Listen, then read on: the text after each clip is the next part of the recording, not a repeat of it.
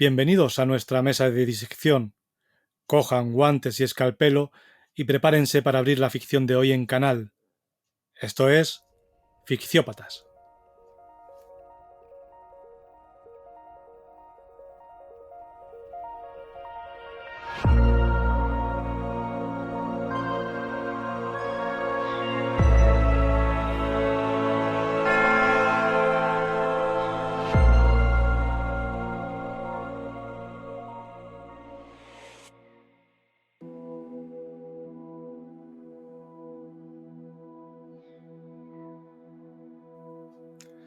Buenos días, buenas tardes, buenas noches, depende de la hora en la que nos estéis escuchando. Yo soy Víctor Morata y tengo aquí a mi lado a Eric Luna.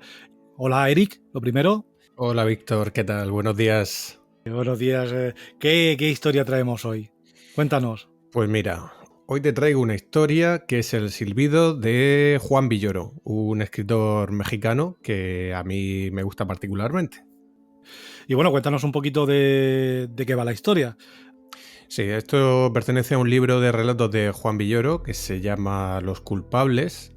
Es un libro que descubrí hace unos cuantos años y nada, le di una revisión antes de grabar este capítulo, pues un poco para retomar la literatura de Juan Villoro. Y hoy hay que decir que hoy nos metemos en el ámbito deportivo. Hoy tenemos aquí a este personaje que, bueno, cuéntanos a qué se dedica y un poco cómo transcurre este relato. Hoy nos metemos en el ámbito deportivo, pese a que ni a ti ni a mí particularmente nos gusta el fútbol, pero sí que este relato me gusta por otras cuestiones.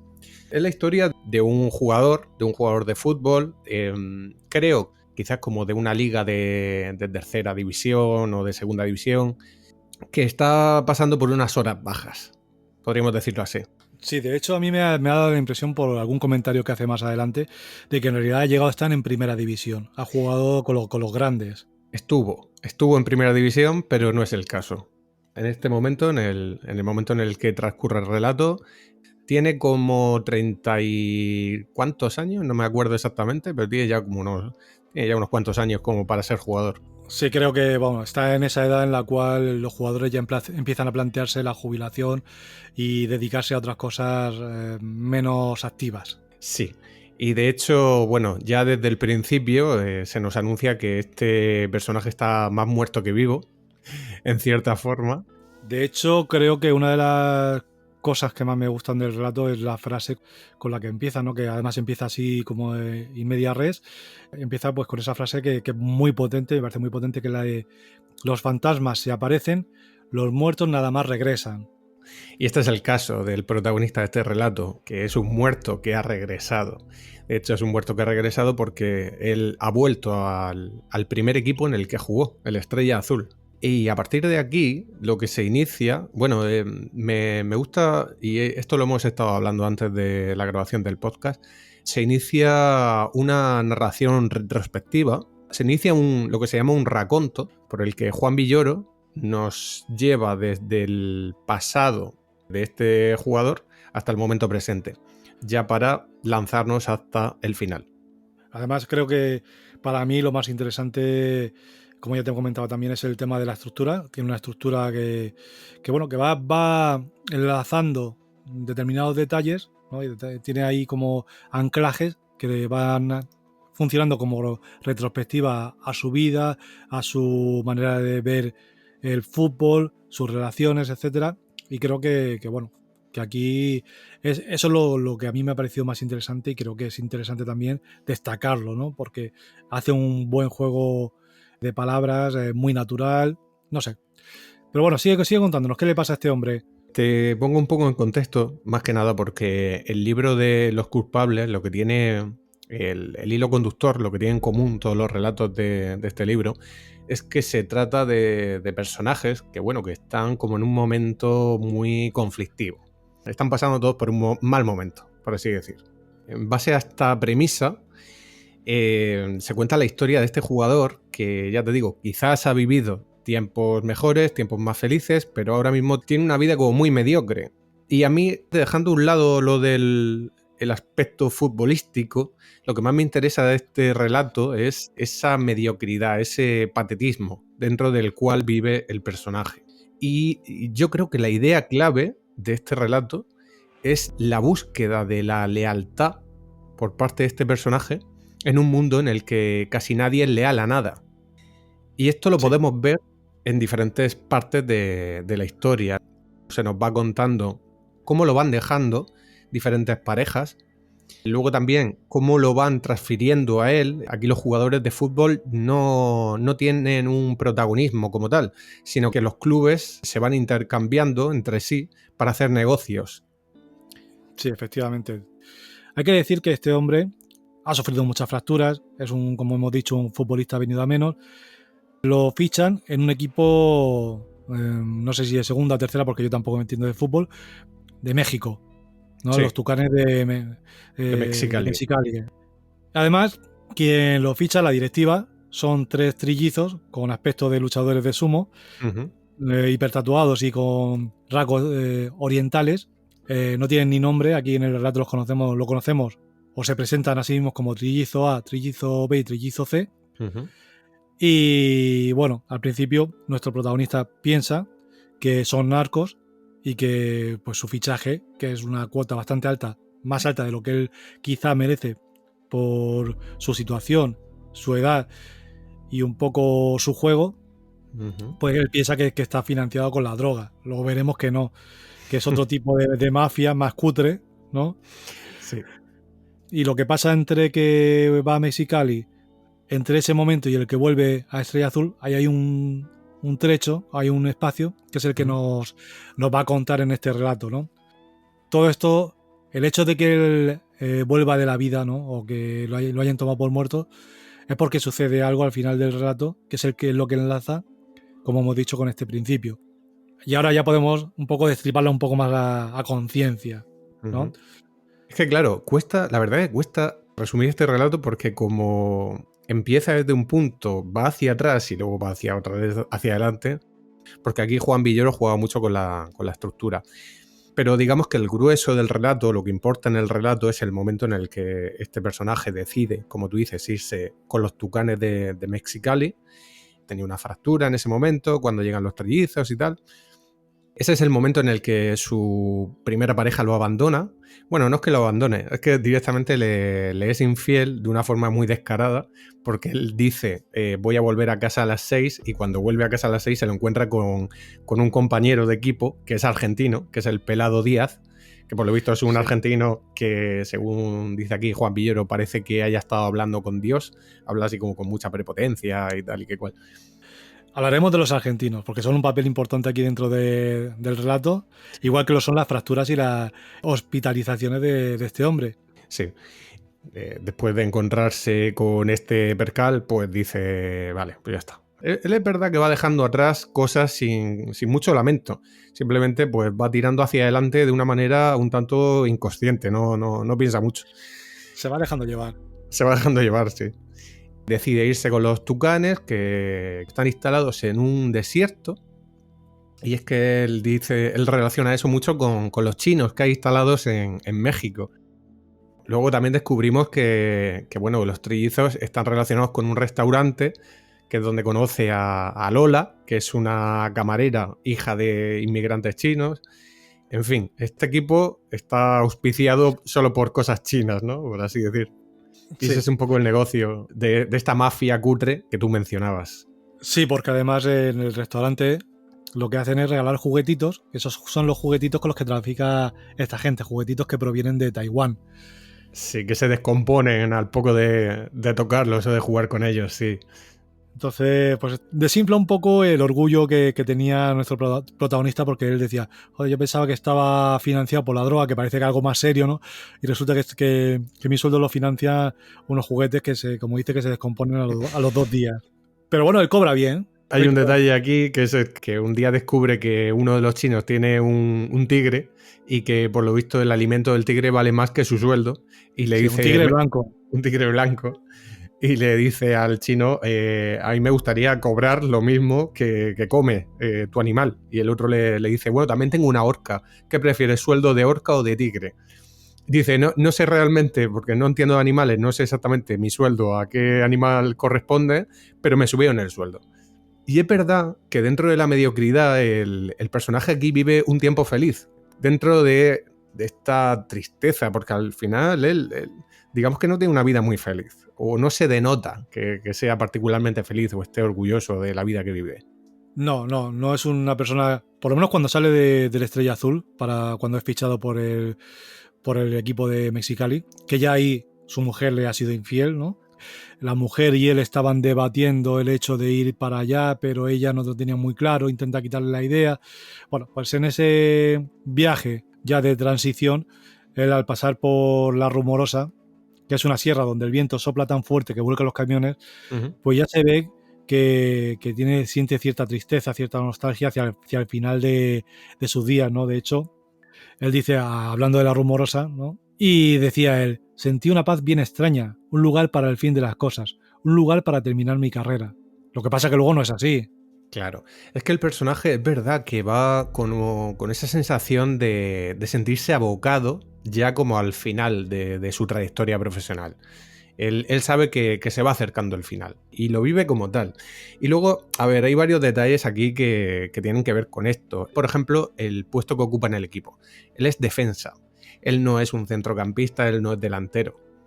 Y esto, por ejemplo, se denota en una frase que dice: supongo que el paraíso de los delanteros está lleno de balones. El de un medio de contención, que sería su puesto, el de un defensa, es un campo despejado, en el que ya no hay nada que hacer y al fin te rascan las pelotas que no has podido tocar en toda tu carrera. Esto habla mucho de la personalidad del protagonista, ¿no? Porque él es como que quiere descansar, él quiere ya que lo dejen tranquilo. Y en parte, a ver, es normal porque tampoco ha tenido una carrera meteórica, ha tenido pues multitud de fracturas. De hecho, pues, como decíamos, también los argentinos aquí tienen un papel importante. Él es bastante rencoroso, podría decir. Tiene bastante tirria a los argentinos. Perdona, aquí te voy a parar. No es que sea rencoroso hacia los argentinos. Él le pone como condición, en cierta manera, antes de que le fichen los tucanes, antes de que le fichen los chinos, pone como condición, oye, pero no iréis a contratar a ningún argentino. Esto está relacionado con el hecho de que Tere, su primera pareja, le ha sido infiel precisamente con este argentino, con el Pelao Díaz, que además es un pesado. Encima tenía una verga particularmente larga, que esto también lo menciona, cosas que tiene el verse en el vestuario, y luego vais y lo encuentra con su mujer. Y es como, vale, mira, yo me voy con vosotros con la única condición de que no fichéis a un argentino. ¿Y qué ocurre? Sí. Que fichan a un argentino.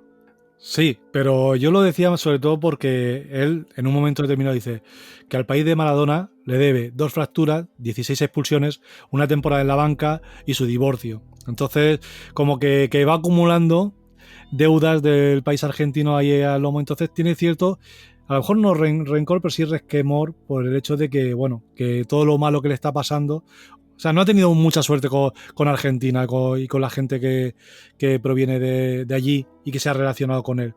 Y esto es interesante porque, como tú dices, luego viene el jugador este argentino que será precisamente quien le salve la vida. Vale, espera, antes de que vayamos a lo de que le salve la vida. El nuevo fichaje, el argentino, Patricio Banfield, tiene una particularidad que es precisamente la que le da nombre a este relato, y es esos silbidos que él emite en mitad del juego. Él tiene la costumbre de silbar para que sepan dónde está. Entonces al final, el protagonista empieza a desarrollar una técnica que es que básicamente allí donde oye el silbido de Patricio, él chuta y lanza la pelota hacia el lugar donde proviene el silbido para que Patricio marque. Se va generando como una amistad entre Patricio y el protagonista. Ellos también van siendo conscientes o van hablando de esta característica de los equipos en los que juegan, que es que todo es negocio, ¿no? Ya te digo, en este relato no se da tanta importancia al fútbol en sí, a lo que pasa en el campo, sino a todo lo que conlleva el fútbol como negocio. El protagonista consigue un loro, que eso sí, dice que habla más que un argentino. Y bueno, que Lola, la del restaurante chino, dice que da mala suerte. Sí, pretende regalárselo, creo, ¿no? En cierto momento, y le dice como, no, déjate, no me interesa. Y bueno, pasa otra cosa en el restaurante, y es que él un día rompe una galleta de la fortuna y le aparece un mensaje que le dice sigue a tu estrella.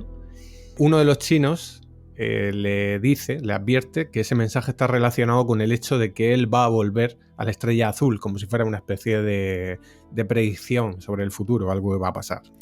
Sí, el tema de la superstición asiática está muy presente, tanto por parte de los trillizos como por parte de la camarera Lola, por el tema de la mala suerte del loro. Luego le hace un presente con un significado concreto. El regalo que le hace Lola es una bolsa con un símbolo chino que significa mucho viento. Sí. Yo esto lo he relacionado con la Rumorosa, precisamente ese lugar de paso que tú mencionabas antes, ese lugar de paso a Mexicali donde hacía tanto viento que hasta los camiones volcaban. Pero también puede ser una forma de decir mucho viento, como que corre el viento entre tú y yo. Sí, bueno, al final él mismo dice que se rompió su relación con Lola sin haber empezado siquiera. Bueno, había idealizado la relación que ellos tenían, ¿no? Y ella pues como que le dice que no, que aquí no hay relación ninguna. Y bueno, una de las cosas que me ha parecido interesantes que hace Juan Villoro es el tema de enlazar las historias entre sí, y uno de los puntos de anclaje o de enlace que utiliza es el de los hospitales, las fracturas, porque por ejemplo habla de cuando lo reclutan, lo fichan los Tucanes de Mexicali, que estaba convaleciente. Sí. Luego pues también habla de la fractura del tobillo, para hablar de Tere, su mujer.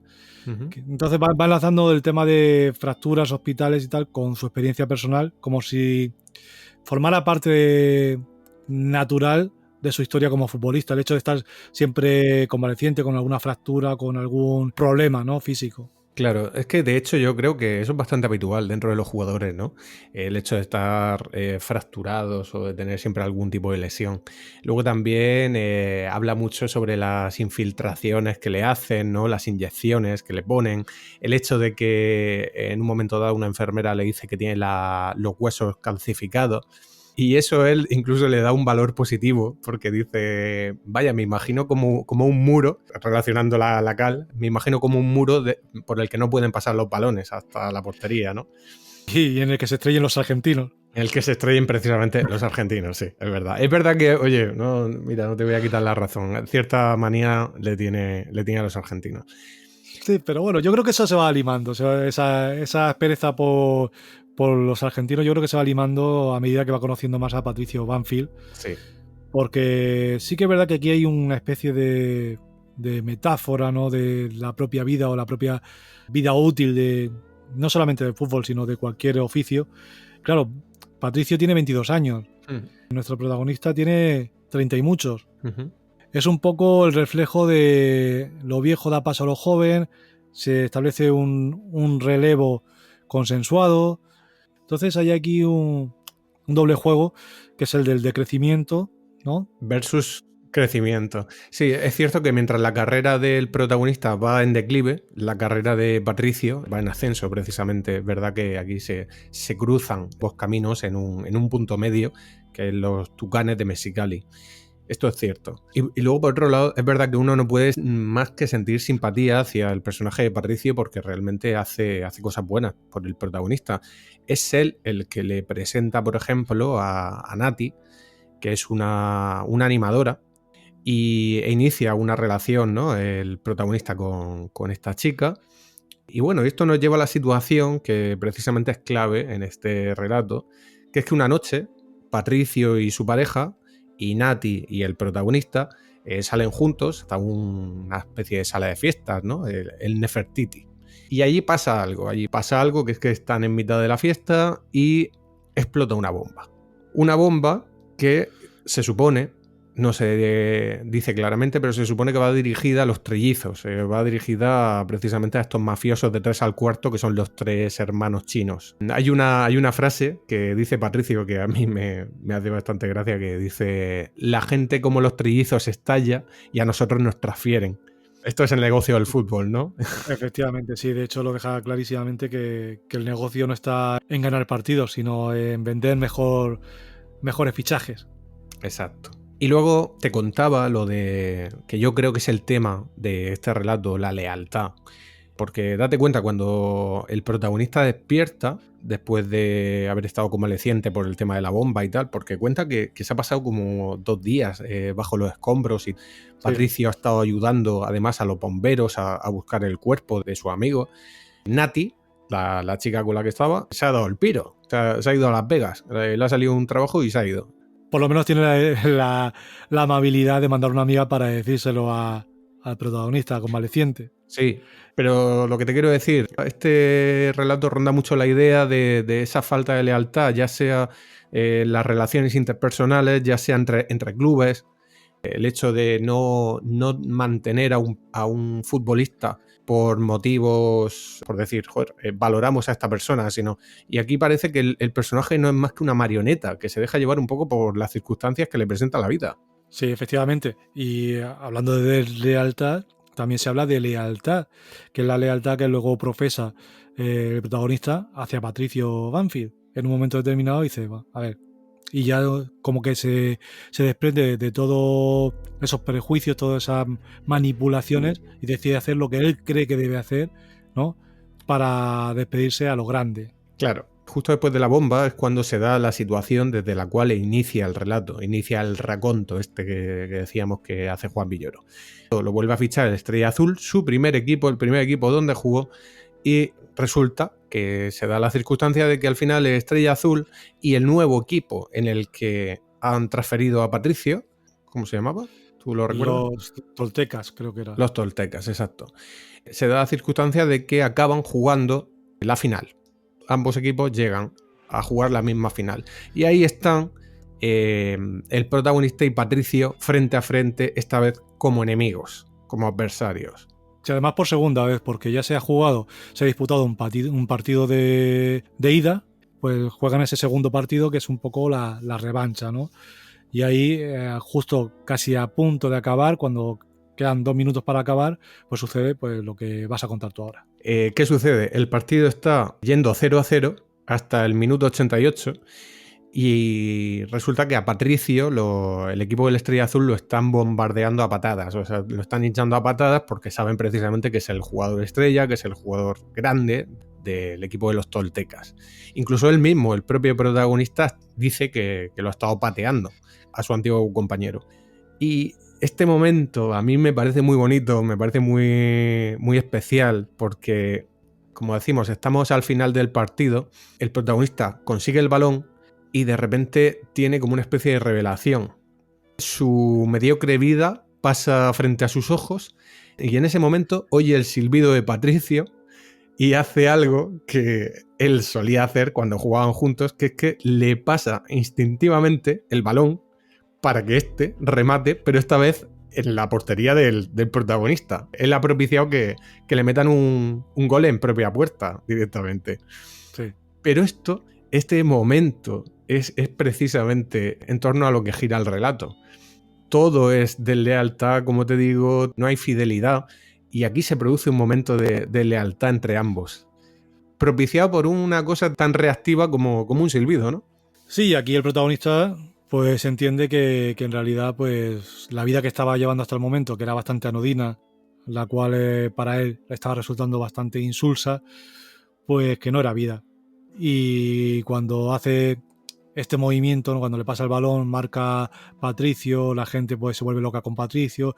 Por otra parte, los hinchas del Estrella Azul pues le lanzan vasos de cerveza, lo insultan a nuestro protagonista, entonces él sale del campo y dice, salí del campo y comenzó mi vida. Porque en realidad esa es la sensación que él tiene, que su vida hasta ese momento no le pertenecía, hasta que ha tomado una decisión contraproducente, ¿no? Pero atendiendo un poco al corazón y diciendo, bueno, a ver, mi carrera ya se ha acabado, tengo multitud de fracturas, yo no voy a ninguna parte, pero Patricio está en la cresta de la ola, ¿no? Está ahora mismo en su momento. Como digamos que le devuelve el haberle salvado la vida. Le dice, toma, aquí te doy tu vida para que puedas seguir creciendo y llegues hasta donde yo no llegue. Sí, es eso lo que sucede. Como tú bien dices, el protagonista ya da su carrera por finalizada con este gesto. Es como aquí se acaba todo. Pero hay cierto regusto a victoria. ¿No te da a ti la sensación en ese final? Sí, sí, sí, por supuesto. Aquí en realidad no es una derrota. O sea, es una derrota puntual de un equipo de fútbol, pero aquí nuestro protagonista ha ganado. Es una victoria, como dices, porque ha roto las cadenas que le ataban a esa mediocridad. Mm. Esto es una historia totalmente de degeneración. Vemos a un personaje que ya está en una situación mala y que va de mal a peor. Y aquí degenera. Y esto es lo interesante, que es que puede haber un final feliz, o más o menos feliz, aun cuando se trata de una historia de degeneración, como te digo. Y bueno, volviendo un poco a algunos aspectos que Villoro menciona, Ujú. sobre todo relacionados con el tema de la muerte, cuando hablaba el masajista, decía lo de los fantasmas se aparecen, los muertos nada más regresan. Aquí el protagonista dice una cosa que es que, no sé si yo no conozco el mundo interior ni exterior del fútbol, Ujú. pero dice que siempre hay que creerle al masajista porque es el único que dice la verdad en el equipo.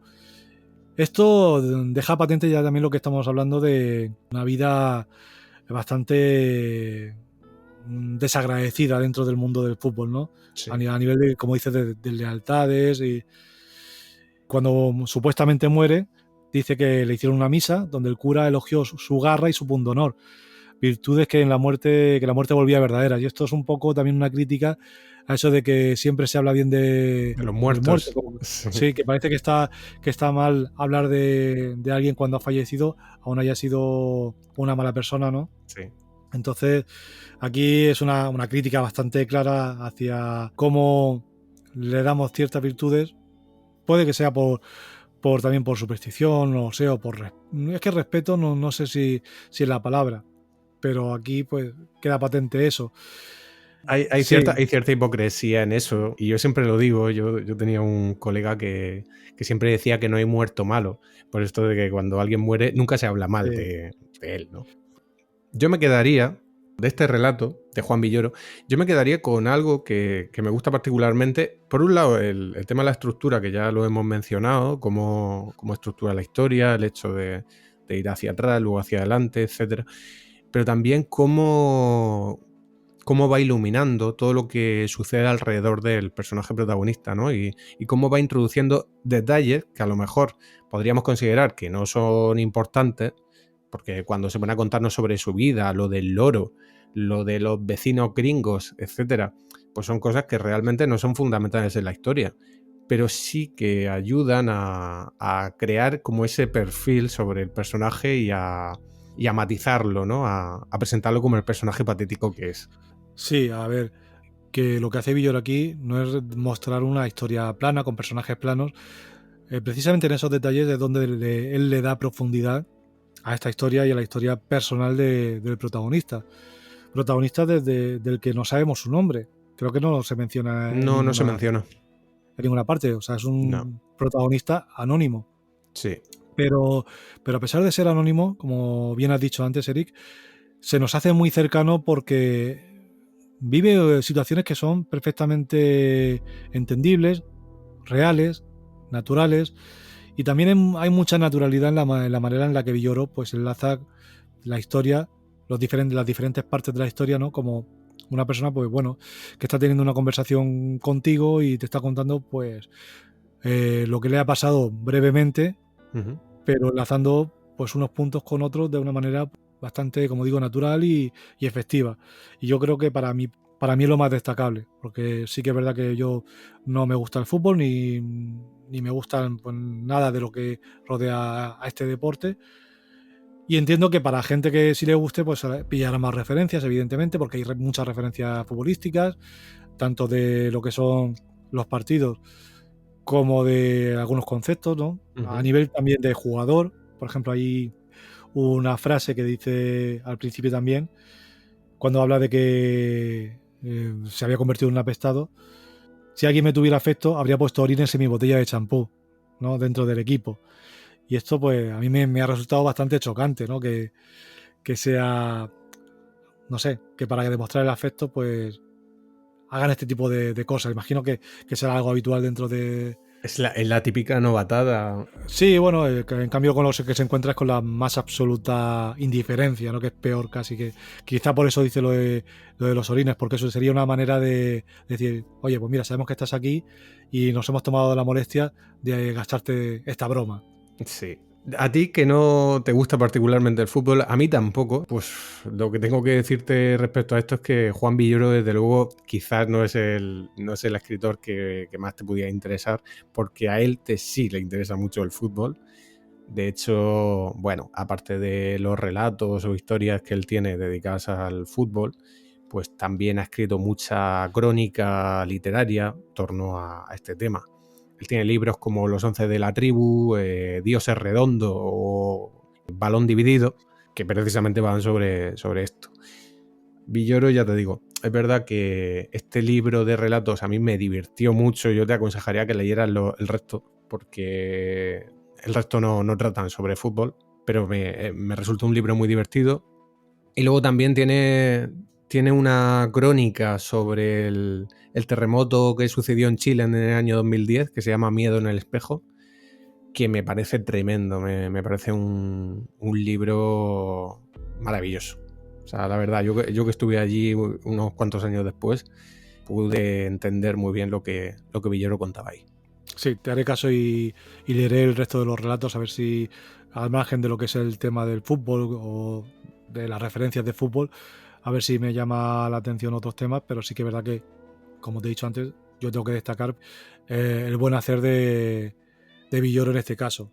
Creo que domina la palabra, se nota que la domina y la juega bastante bien. Quizás si supiéramos más de fútbol podríamos entablar algún tipo de relación entre el modo en que nos lleva de un lado a otro y el propio juego. Así es. Pero bueno, ya para entendidos, pues mira, gente que le gusta el fútbol, os recomendamos a Juan Villoro. Sí. Y bueno, poco más que añadir, creo yo. Sí, yo creo que aquí lo dejamos. Deciros que bueno, a los oyentes, que nos den su opinión, que nos den su like, su amor, su cariño, que lo compartan. Y bueno, nosotros seguimos aquí una semana más y seguiremos la semana que viene y la otra. ¿Qué tenemos para la semana que viene, Víctor? Pues para la semana que viene tenemos algo muy, muy bizarro. Tenemos a Carlton Magic III y yo creo que lo vamos a gozar. Lo vamos a gozar porque además es un relato estupendo que se llama Orgía Fantástica y es increíble. He visto cómo te salía la sonrisilla al preguntártelo y digo, sí. Sí, es que babeo porque lo había leído hacía tiempo y el releerlo me ha gustado más incluso que la primera vez que lo leí. Y bueno, es un relato para el que quiera buscarlo. Está incluido en el libro de relatos de Orsini Press, Bienvenidos al Bizarro, publicado pues en 2017, si no me equivoco. Uh-huh. Y bueno, fantástico. O sea, ya hablaremos de él la semana que viene, pero yo estoy deseándolo porque hay mucho que decir de ese relato. Y ya aprovecharemos para hablar un poco sobre el estilo de este hombre y más cuestiones relacionadas. Sí, por supuesto. Así que, si os ha gustado, dadle like, suscribiros, compartir. Pues ya sabéis que estamos en iVoox, en YouTube, aunque no se nos ve, pero está nuestra voz ahí también. Estamos en Spotify, Podimo, Apple Podcast. Estamos prácticamente en todas las plataformas, ¿no, Eric? Sí, que yo sepa. A menos que nos hayan baneado de alguna. Pero bueno, nuestra madre principal es iVoox y desde ahí pues parten las raíces hacia el resto de plataformas. Y bueno, si queréis escucharnos en iVoox, estamos seguro. Y poco más que añadir. Pues planta la despedida y nos vemos la semana que viene, Víctor. Efectivamente, pues hasta la semana que viene, Eric. Y a vosotros, no olvidéis recoger al salir y borrar las huellas.